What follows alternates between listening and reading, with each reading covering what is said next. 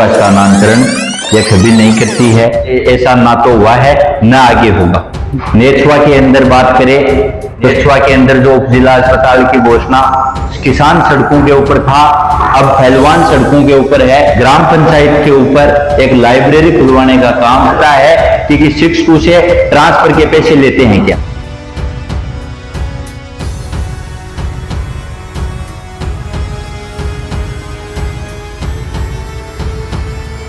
नमस्कार, मैं हूं अजय सिंह तुरोकी और आप देख रहे हैं नेचो हलचल। आज हमारे साथ है युवा छात्र नेता विजेंद्र जी ढगा, जो कि वर्तमान में शेखावटी यूनिवर्सिटी सीकर से एसएफआई के अध्यक्ष हैं और लगातार छात्र हित में राजनीति कर रहे हैं, छात्रों के मुद्दे उठा रहे हैं, जाने माने प्रतिभागी है। अभी राजनीतिक सुगबुगाहट चल रही है, विधानसभा चुनाव आने वाले साल के अंत में, और इस विधानसभा चुनावों में तैयारियों को लेकर सभी पार्टियां एकजुट हो गई है। सभी पार्टियां अपने अपने प्रत्याशी को मैदान में उतारने की पूरी तैयारी कर चुकी है। इसी बीच माकपा से, भारतीय कम्युनिस्ट पार्टी मार्क्सवादी से सबसे पहले लक्ष्मणगढ़ विधानसभा क्षेत्र में अपना उम्मीदवार तय कर लिया है, वह विजेंद्र जी ढाका के रूप में। तो जनता जनार्दन के आज जो भी सवाल हम तक आए हैं, उन सभी सवालों का उत्तर जानने की कोशिश करेंगे हमारे आज के इस कार्यक्रम के खास मेहमान विजेंद्र जी ढाका के साथ। जी, आपका नेचो हलचल में बहुत बहुत स्वागत है, आभार।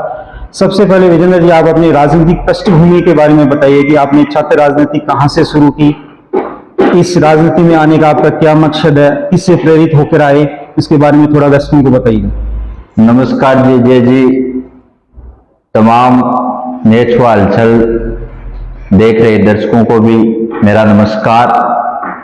जो आपने सवाल किया है कि आप कैसे छात्र राजनीति में आए, कैसे राजनीति में आए और कैसे प्रेरित हुए, तो मैंने मेरी स्कूली शिक्षा पूरी करने के बाद में जब सीकर के अंदर श्री कल्याण राजकीय महाविद्यालय, जो सीकर का नहीं राजस्थान का सबसे बड़ा जो महाविद्यालय था, उसमें जब मैंने प्रवेश लिया, वहां पर जो संगठन था छात्र संगठन एसएफआई, उसको हमने बारीकी से देखा।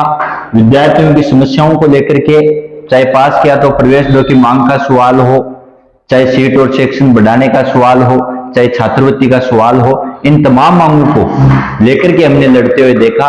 तो हमने छात्र संगठन एसएफआई को ज्वाइन किया। ज्वाइन करने के बाद में वहां पर जो विद्यार्थी दूर दराज दाड़ियों से, गांव से पैदल चल करके किस प्रकार से वो किराए के पैसे लेकर के उस महाविद्यालय में आता था, वहां पर उसकी जो समस्याएं थी, उन समस्याओं के लिए हमने लड़ना शुरू किया और उन समस्याओं को लेकर लड़ते हुए हम लगातार एसएफआई का जो नारा है शिक्षा और संघर्ष का, उसके लिए हम लगातार लड़ाई लड़ते रहे। हमारा सौभाग्य रहा कि उस लड़ाई की बदौलत छात्र संगठन एसएफआई ने हमें जो 2015 के बाद में जो एसके कॉलेज का विभाजन हुआ था, उसके बाद में राजकीय कला महाविद्यालय अलग महाविद्यालय बना था आर्ट्स का, उस आर्ट संकाय से सत्र 2017-18 में मेरे को छात्र संघ अध्यक्ष का प्रत्याशी एसएफआई ने बनाया। एसएफआई छात्र संगठन की महत्वपूर्ण जिम्मेदारी थी, विद्यार्थियों की जिम्मेदारी थी, क्योंकि हम विद्यार्थियों के लिए लगातार संघर्ष करते थे। उन्होंने हमें मत देकर और विजयी बनाया और हम लगातार संघर्ष करते रहे। छात्र संघ अध्यक्ष का चुनाव विजय होने के बाद में छात्र संगठन एसएफआई ने और जिम्मेदारी समझते हुए मुझे एसएफआई का जिला महासचिव 2 बार निर्वाचित किया, चुना। उसके बाद में एसएफआई का जिलाध्यक्ष भी एक दफा रहा। उसके बाद में लगातार विद्यार्थियों के हर एक मुद्दा हो, चाहे विद्यार्थी का किसी भी प्रकार की कोई समस्या हो, उन समस्याओं के लिए हम लगातार लड़ते रहे, विद्यार्थियों को लामबंद करने का काम किया। और छात्र संगठन एसएफआई ने फिर भरोसा जताते हुए पहली दफा जो छात्र संगठन एसएफआई की जो देन थी, उसके लिए लंबे समय तक संघर्ष किया शेखावाटी विश्वविद्यालय के लिए। शेखावाटी विश्वविद्यालय का जो प्रथम छात्र संघ का चुनाव हुआ, उसमें मुझे छात्र संघ अध्यक्ष का एसएफआई ने प्रत्याशी बनाया और पूरे छात्र संगठन एसएफआई ने, इस आवाम ने, इस विद्यार्थी समुदाय ने बड़ी मेहनत की और उसी मेहनत का परिणाम हुआ कि एसएफआई का पूरा पैनल विजय हुआ और मैं छात्र संघ अध्यक्ष पद के ऊपर विजय हुआ। और हम लगातार उसी विद्यार्थियों की आवाज उठाते हुए लगातार विद्यार्थी समय के दौरान जब भी कोई किसान की बात हो, चाहे नौजवान की बात हो, किसान के ऊपर जब दमन हुआ है, नौजवान के ऊपर दमन हुआ है, तो हम लगातार अपनी महत्वपूर्ण भूमिका अदा करने का काम किया है। और हमने ये महसूस किया है कि आने वाले जो समय है, जिस प्रकार से देश के अंदर दमन हो रहा है, इस दमन के अंदर कोई विद्यार्थियों को लामबंद नहीं करेगा, नौजवान को लामबंद नहीं करेगा, तो विकट परिस्थिति आने वाली बहुत ही दयनीय होगी। इसलिए हमने ये मन बनाया है कि हम लगातार राजनीति के अंदर रहेंगे। आज के दिन सब कुछ किस प्रकार की हम शिक्षा ग्रहण करेंगे, किस प्रकार की हमारी फीस लगेगी, किस प्रकार से रोजगार मिलेगा, सब कुछ तय राजनीति करने वाली है। तो हम इस राजनीति के अंदर रहेंगे, राजनीति के अंदर आगे बढ़ेंगे और राजनीति से सब कुछ जो शिक्षा व्यवस्था है, चाहे युवाओं का है, इनको बदलने का काम करेंगे। जी विजेंद्र जी। विजेंद्र जी, माकपा एक बहुत बड़ी पार्टी है। 1964 में सीपीआई से अलग होकर सीपीआईएम बनी है, राष्ट्रीय पार्टी है ये माकपा। लेकिन अगर राजस्थान की बात करूं मैं, तो यहाँ पर कांग्रेस और भाजपा का ही प्रभुत्व रहा है। तो आप लक्ष्मणगढ़ विधानसभा क्षेत्र से इस पार्टी का आने वाले समय में क्या फ्यूचर देखते हैं? क्या ये सत्ता में आ पाएगी? देखिए, माकपा राष्ट्रीय पार्टी है और राजस्थान की अब अपन बात करें तो माकपा का जो जनसंगठन है अखिल भारतीय किसान सभा, उसके नेतृत्व में राजस्थान के अंदर बेशक सरकार चाहे भले ही कांग्रेस की हो चाहे बीजेपी को हो, लेकिन अखिल भारतीय किसान सभा के नेतृत्व में यहाँ पर माकपा ने बहुत बड़े बड़े मूवमेंट किए हैं। चाहे वो बिजली का आंदोलन हो, चाहे वो किसान की कर्ज माफी का सवाल हो, इन तमाम मांगों को लेकर के हम लगातार लड़ाई लड़ने का काम किया है। सरकारों को नाक रगड़वा करके अपनी मांगे मनवाने का भी काम किया है। और लगातार चाहे किसान की बात हो, चाहे नौजवान की बात हो, चाहे मजदूर की बात हो, हमने लगातार संघर्ष यहाँ पर किया है। और बात रही राजस्थान की, तो राजस्थान के अंदर जिस प्रकार से ये पूंजीवादी पार्टियां, चाहे धर्म के नाम पर लड़ाने का हो, चाहे पूंजी के नाम पर लड़ाने का हो, लेकिन हम श्रम के लिए, श्रमिकों के लिए, नौजवान के लिए, किसानों के लिए लगातार संघर्ष करते हैं और आगे बढ़ने का काम करते हैं। रही बात लक्ष्मणगढ़ की, तो लक्ष्मणगढ़ के लिए माकपा ने 2008 का जो चुनाव था वो बहुत ही बेहतरी के साथ चुनाव लड़ा था और मात्र 2500 मतों के अंतर से जो पूंजीपति पार्टियां थी उनसे हम पराजित हुए। यहाँ की आवाम ने लगातार संघर्ष कर रही है और काफी ज्यादा वोट यहाँ पर दिए। चाहे अमराराम का लोकसभा का 98 का चुनाव हो, उसके अंदर 1 नंबर पे लक्ष्मणगढ़ की जनता ने इसी माकपा कम्युनिस्ट पार्टी को 1 नंबर के ऊपर रखा था। इसलिए हम यह कह सकते हैं पूरे पकड़ के साथ कि हम नौजवानों को, लक्ष्मणगढ़ की जनता को जागरूक करने का काम करेंगे। गांव गांव, ढाणी ढाणी तक हर नौजवान किसान के पास जाने का काम करेंगे। इनको जागरूक करके यही लक्ष्मणगढ़ में इसका अलग जगाने का जो है, इसको आगे बढ़ाने का काम करेंगे। विजेंद्र जी, पिछले 2-3 विधानसभा चुनावों में माकपा पार्टी पे आरोप लगाया जाता है कि अच्छी पार्टी, एक बड़ी पार्टी होने के बावजूद ये पार्टी कोई जीत की तरफ अग्रसित होती है। पार्टी जैसे मैं कहूं कि गोविंद सिंह जी डोटासरा पिछली बार 3 बार से विधानसभा में यहां से जीत रहे, तो लास्ट में ये पार्टी अपने वोटों का हस्तांतरण जो जीत रही है पार्टी, जैसे कांग्रेस पार्टी जीत रही है तो उनकी तरफ कर देती है, खुद का कोई स्टैंड नहीं रखती। तो क्या इस बार भी ऐसा ही होगा? देखिए, सबसे पहले तो मैं आपके चैनल के ऊपर यह क्लियर कर देना चाहता हूं कि माकपा पार्टी जो ये है वोटों का स्थानांतरण यह कभी नहीं करती है। यह लगातार चाहे किसान, गरीब, मजदूर, हर तबके की लड़ाई लड़ने का काम करती है और जितना ज्यादा हो सकता है उतना अपने इस झंडे को, अपने इस आवाम को, अपने मत को बढ़ाने का काम करती है। और रही बात स्थानांतरण की, इस बार भी तो हम किसी के स्थानांतरण के लिए नहीं, हम इस नौजवान के, हम इस विद्यार्थी के, हम इस किसान के विजय के लिए ये चुनाव लड़ रहे हैं, ना कि किसी स्थानांतरण के लिए। हम लगातार संघर्ष करेंगे, इनको जगाने का काम करेंगे और यह निश्चित रूप से इस इलाके की शक्ति को जगाने का काम करके और हम निश्चित रूप से विजय करने का काम करेंगे। मतलब इस बार किसी प्रकार का कोई हस्तांतरण नहीं होने वाला? स्थानांतरण पहले भी नहीं हुआ है और आगे भी नहीं हुआ है। और ये जो पूंजीपतियां पार्टी है पूंजीपति पार्टियों के जो लोग हैं, जो धर्म के नाम पे लड़ाने का काम करते हैं, भाई को भाई से लड़ाने का काम करते हैं, इन लोगों का काम है, इन लोगों का ये अफवाह फैलाने का काम करते हैं कि ये पार्टियां अपना वोटों का स्थानांतरण करती है। लेकिन मैं आपके चैनल से ये स्पष्ट कर देना चाहता हूं कि पहले ऐसा ना तो हुआ है ना आगे होगा। जी जी, बहुत बहुत धन्यवाद। आगे का मेरा एक प्रश्न रहेगा विजेंद्र जी कि लगातार लक्ष्मणगढ़ से कांग्रेस जीत रही है, एक बार भाजपा ने भी यहाँ पे कमल खिलाया है, तो इन सरकारों में ऐसी कौन सी कमियां भी आपको नजर आ रही है, कौन से ऐसे मुद्दे हैं जो इनका अभी तक इन मुद्दों पे ध्यान नहीं गया, और अगर आप इस लक्ष्मणगढ़ क्षेत्र से चुनाव जीतते हैं तो आप क्या मुद्दे उठाओगे या क्या कार्य करोगे जो अभी तक इन सरकारों ने नहीं किया है? देश के आजाद होने के बाद में इन मुख्य पार्टियों ने राज किया है, लेकिन अपन लक्ष्मणगढ़ विधानसभा की बात करें, पिछले 3 दफा से यहाँ पर कांग्रेस की सरकार है, कांग्रेस का विधायक है यहाँ पे लगातार, अपन यूं कहे तो। लेकिन यहाँ पर जो इस दफा नेछवा के अंदर बात करें तो सरकारी कॉलेज खुला है। हमने छात्र संगठन एसएफआई के बैनर तले हमने संघर्ष किया है कि हर विद्यार्थी को पढ़ने के लिए उच्च शिक्षा का महाविद्यालय होना चाहिए। लेकिन जो पिछले 3 साल के अंदर गहलोत सरकार ने 162 जो सरकारी कॉलेज खोले हैं उनको निजीकरण पे, उनको पीपीपी मोड पे उनको देने का काम किया है। इसलिए यहाँ नेछवा के अंदर जो भी कॉलेज खुलेगी वो सरकारी कॉलेज न रह करके यहाँ पर सरकारी भर्ती नहीं होगी। इसलिए हम तो सरकार से यह अभी भी मांग कर रहे हैं कि इन जो 162 जो सरकारी कॉलेज खोले हैं इनको को पीपीपी मोड पे नहीं देना चाहिए। नेछवा के अंदर जो उप जिला अस्पताल की घोषणा सरकार ने की थी, लेकिन उनका अभी तक अस्तित्व है यहाँ पर कोई नजर नहीं आ रहा है।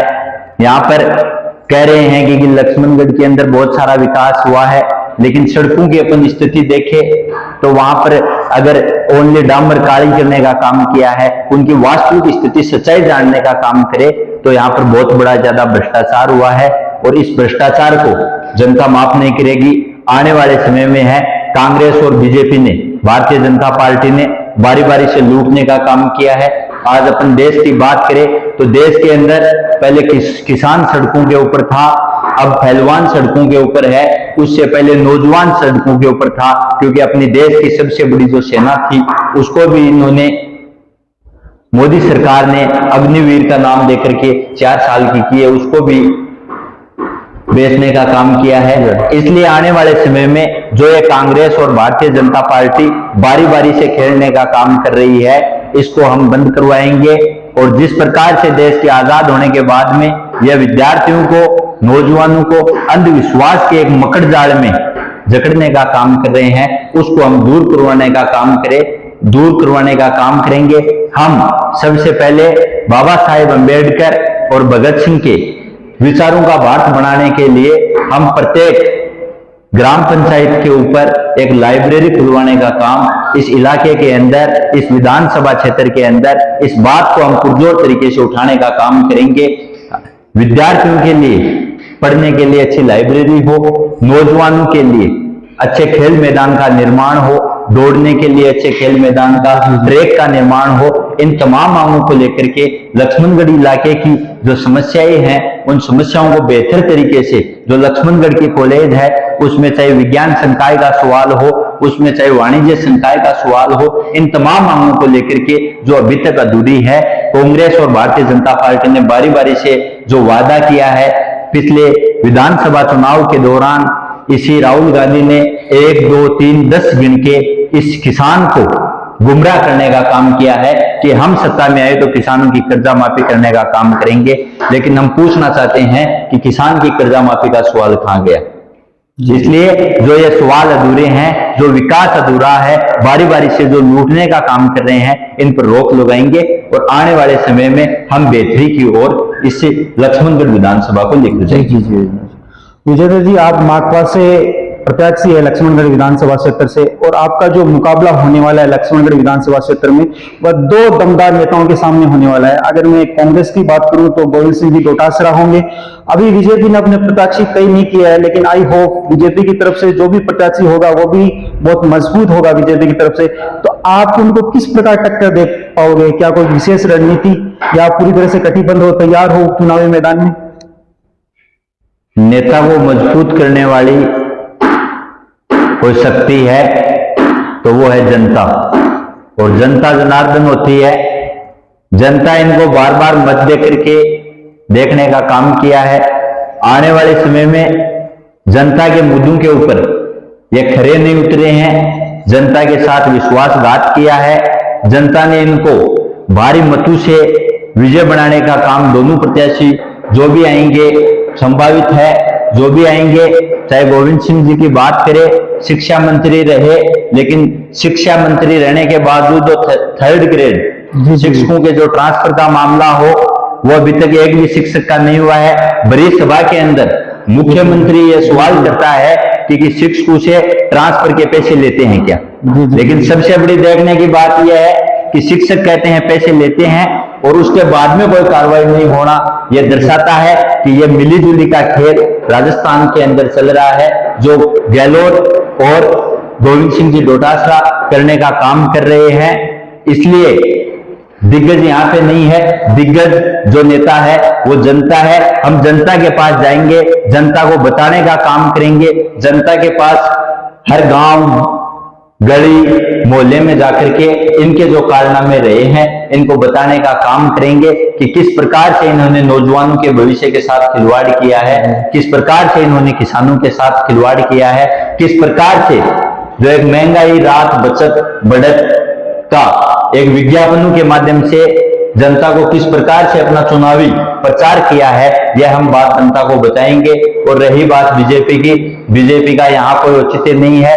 बीजेपी लगातार किसानों को लूटने का काम किया है। जो 13 महीनों तक किसानों ने दिल्ली के अंदर, पूरे देश के अंदर जो आंदोलन किया, उसी की बदौलत नाक रगड़ के बीजेपी को वो कानून वापस लेना पड़ा। अग्निपथ को भी हम कहना चाहते हैं आपके चैनल के माध्यम से कि इस प्रकार का आने वाले समय में एक मजबूत आंदोलन होगा। उस मजबूत आंदोलन के चलते अग्निपथ योजना को वापस लेना पड़ेगा। हमने इसके खिलाफ पहले भी आंदोलन किया है और आगे भी आंदोलन करेंगे। और आज जिस प्रकार का हालात देश के अंदर है, चाहे वो जंतर मंतर के ऊपर जिस प्रकार से कल पहलवानों को अरेस्ट करने का काम किया है, उनके तंबू उखाड़ने का काम किया है, आने वाले समय में यह जनता है वो इस भारतीय जनता पार्टी के तंबू उखाड़ने का काम करेगी। क्योंकि सुप्रीम कोर्ट एक आरोपी को, जिसपे यौन शोषण के आरोप हो, उसके ऊपर आरोप लगे और उस पे एफआईआर दर्ज करने के लिए सुप्रीम कोर्ट तक जाना पड़ता है, और पहलवानों की एफआईआर मात्र 7 घंटे के अंदर दर्ज हो जाती है। तो ये आपको समझना होगा, जनता को समझना होगा कि देश आज किस दिशा के अंदर जा रहा है। इसलिए हम ज्यादा नहीं कहना चाहते हैं। कांग्रेस और भारतीय जनता पार्टी दोनों को जनता देख चुकी है। आने वाले समय में हम जनता को जगाने का काम करेंगे। निश्चित रूप से जनता की जीत होगी। और ये जो बड़े बड़े नेता है, जो अपने आप को मजबूत नेता मान रहे हैं, उनको घर बैठाने का काम ये जनता करेगी। मतलब आपका कहने का मतलब है जनता इस बार तीसरे मोर्चे की तरफ रुख करेगी, तीसरे मोर्चे की ओर रुख करेगी। और हम भी जो भी तीसरे इन दोनों पार्टियों से जो त्रस्त है, उन लोगों से मिलके और एक तीसरे मोर्चे जो सीपीआईएम है उसकी ओर जो भी है उनको और आकर्षित करने का काम करेंगे। जी जी विजयनगर जी, आपकी पार्टी मार्क्सवादी पार्टी सीपीआईएम जो की है, किसानों के मुद्दे हमेशा से लगातार से उठाती आई है, किसानों के हो, जवानों के हो, इनके मुद्दे उठाती आई है। लेकिन आप एक युवा है और इस बार आप अगर लक्ष्मणगढ़ विधानसभा क्षेत्र से जीत कर आते हैं तो युवाओं के लिए क्या कुछ खास आपका क्या प्लानिंग है? देखो, मैं खुद ही एक युवा हूं, विद्यार्थी। मेरी शिक्षा के साथ साथ में मैंने विद्यार्थियों के लिए ही नहीं, बल्कि मैं तो नौजवानों का भी कोई मूवमेंट रहा हो, चाहे किसानों का कोई मूवमेंट रहा हो। 2018 के अंदर जो किसान आंदोलन चल रहा था, उसी दरमियान हम 2 दिन जेल के अंदर भी जाके आए थे। और नौजवानों की बात आती है, जो बेरोजगारी भत्ता, आज जिस प्रकार से देश के अंदर बेरोजगारी बढ़ रही है और बेरोजगारी के अंदर सरकार जिस प्रकार से गुमराह कर रही है इंटर्नशिप के नाम पर, हमने इसके खिलाफ भी मूवमेंट किए हैं। हमारी जो पार्टी है वो लगातार हर गरीब, मजदूर, किसान, हर तबके के लिए जहां भी जुल्म और अन्याय अत्याचार हुआ है उसके खिलाफ हम मजबूती के लिए लड़े हैं।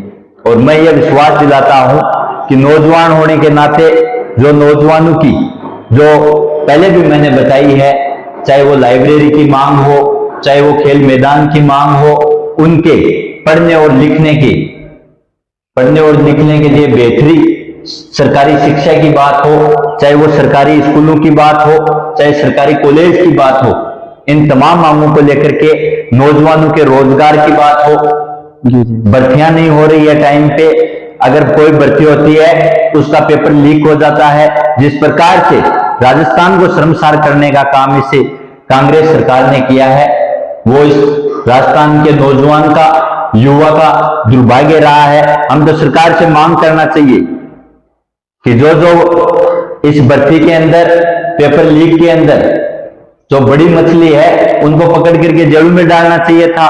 और मजबूत जिस प्रकार से कानून बनाया है लेकिन कार्रवाई किसी पे नहीं हो रही है। इसलिए हम आए तो आने वाले समय में नौजवानों के रोजगार के लिए, सरकारी शिक्षा के लिए, सरकारी रोजगार के लिए इन तमाम मांगों को उठाने का काम करेंगे और इनके हक और अधिकार की और मजबूती के साथ लड़ाई लड़ने का काम करेंगे। बहुत बहुत धन्यवाद। ये थे आज हमारे खास मेहमान विजेंद्र जी ढाढा, जो बहुत ही छात्र हित के लिए बहुत ही सक्रिय नेता है, बहुत ही जुझारू नेता है और दोनों पार्टियों के खिलाफ इनका आज रोष आपने देखा है बखूबी। तो मैं इनका बहुत बहुत आभार, बहुत बहुत धन्यवाद हमारे साथ बनने के लिए। नमस्कार जय जी। और मैं तो इसी चैनल के माध्यम से ये अपील करता हूं कि आप ज्यादा से ज्यादा संख्या के अंदर इस नेतवा हलचल चैनल को आगे देखें और इसको शेयर भी करें और इस कांग्रेस और भारतीय जनता पार्टी की जो लूटने वाली नीति रही है उनका विरोध करें। और आने वाले समय में हम लगातार किसान, मजदूर, गरीब, विद्यार्थी, हर तबके की आवाज उठाने का काम किया है, इसलिए हमारा सहयोग और समर्थन करें। धन्यवाद। जय।